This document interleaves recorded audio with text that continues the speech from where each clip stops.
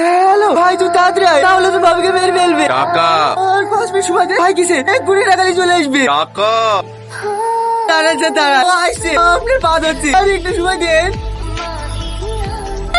চুপ। টাকা ভাই ভাই, এলো টাকা। কত কোথা থেকে তোর আসছে? এই নেন স্যার, এত পুরো 10 লাখ আছে। দয়া করে বলে না স্যার, আমার বউটাকে ছেড়ে দিতে, ওকে এক্ষুনি হাসপাতালে নিয়ে যেতে হবে। ওই ছেড়ে দে।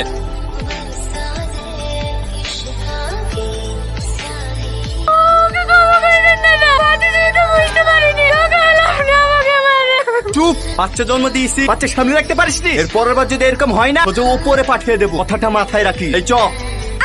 কত সময় লাগে আসতে? কখন থেকে বসে আছে?